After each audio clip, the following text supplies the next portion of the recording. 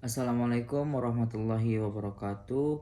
Perkenalkan, nama saya Nur Alam Fajar Abdullah, kelas 5B, eh, Prodi Prodi Pendidikan Bahasa Arab di Fakultas Tarbiyah dan Keguruan. Di video kali ini saya akan menjelaskan tentang konsep asesmen dalam kurikulum Merdeka.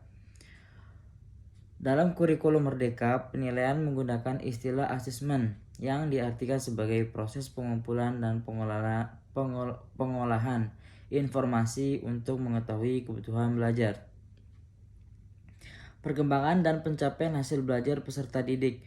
Kurikulum Merdeka menekankan pentingnya keterpaduan pembelajaran dengan asesmen, terutama asesmen formatif sebagai sesuatu siklus belajar. Dengan perubahan paradigma ini diharapkan akan dapat mendukung proses penanaman kesadaran bahwa proses lebih penting daripada sebatas hasil akhir. Perbedaan asesmen as-learning dengan asesmen for learning terletak pada pelibatan peserta didiknya. Pada asesmen as-learning, peserta didik dilibatkan secara aktif dengan diberi pengalaman untuk belajar menjadi penilaian bagi dirinya sendiri, self-assessment, dan temannya first assessment. Sedangkan assessment of learning berfungsi sebagai asesmen sumatif yang dilakukan pada akhir proses pembelajaran. Prinsip-prinsip asesmen. Asesmen merupakan bagian terpadu dari proses pembelajaran dan memberikan umpan balik untuk perbaikan. Asesmen dirancang sesuai dengan fungsi asesmen dan tujuan pembelajaran. Asesmen harus adil, proporsional, valid, dan dapat dipercaya. Laporan kemajuan belajar harus sederhana dan informatif. Hasil asesmen digunakan sebagai bahan refleksi untuk meningkatkan mutu pembelajaran. Jenis-jenis asesmen dalam kurikulum Merdeka Belajar. Yang pertama, asesmen diagnostik.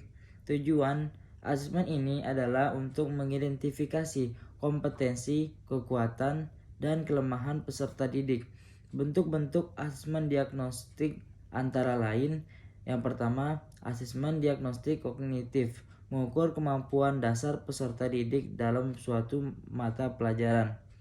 Dan yang kedua, asesmen diagnostik kognitif dilakukan untuk menyesuaikan tingkat pembelajaran dengan kemampuan peserta didik, bukan untuk mengejar target kurikulum.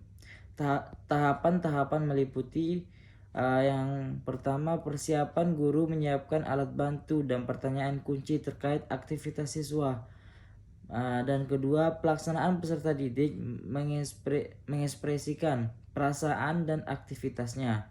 Tindak lanjut, guru mengidentifikasi ekspresi emosi negatif, menentukan tindak lanjut, dan mengulangi asesmen. Kedua, asesmen formatif. Tujuannya adalah membantu memperbaiki proses pembelajaran dan mengevaluasi pencapaian tujuan. Karakteristik asesmen formatif sebagai berikut.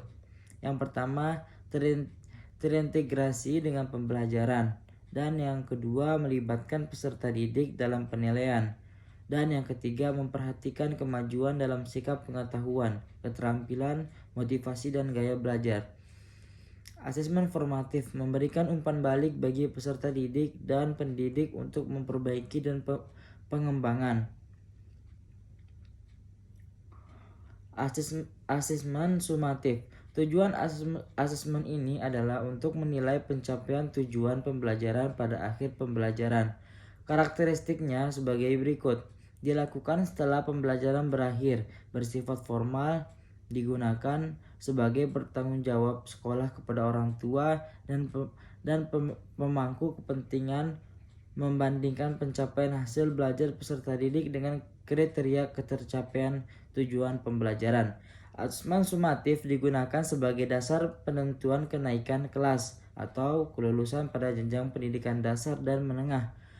Melalui jenis-jenis asesmen ini, kurikulum Merdeka Belajar bertujuan untuk menciptakan pembelajaran yang lebih adaptif dan responsif terhadap kebutuhan peserta didik.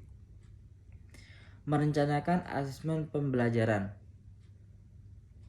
Tahap yang dapat dilakukan dalam merencanakannya asesmen adalah merumuskan tujuan asesmen yang berkaitan erat dengan tujuan pembelajaran. Setelah tujuan dirumuskan,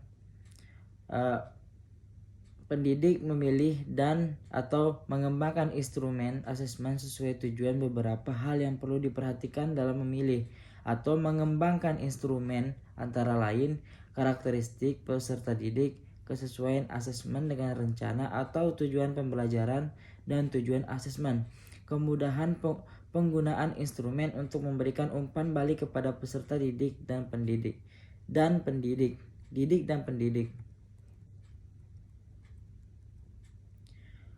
Refleksi diri. Tujuan untuk mengevaluasi perencanaan dalam proses pembelajaran. Contoh pertanyaan refleksi antara lain, tujuan pengajar semester atau tahun ini ada apa? Aspek apa yang berhasil dalam pengajar dan asesmen? Aspek apa yang memerlukan peningkatan? Bagaimana mengatasi tantangan dalam semester atau tahun ini? Tujuannya adalah membangun refleksi dan tidak lanjut pembelajaran dan asesmen. Tujuannya adalah membangun kemandirian dan tanggung jawab peserta didik, membangun budaya transparansi dan menghargai keragaman pendapat. Kegiatannya diantaranya yang pertama memberikan umpan balik kepada pendidik dan peserta didik, melatih peserta didik untuk berpikir kritis. Cukup sekian video saya kali ini. Assalamualaikum warahmatullahi wabarakatuh.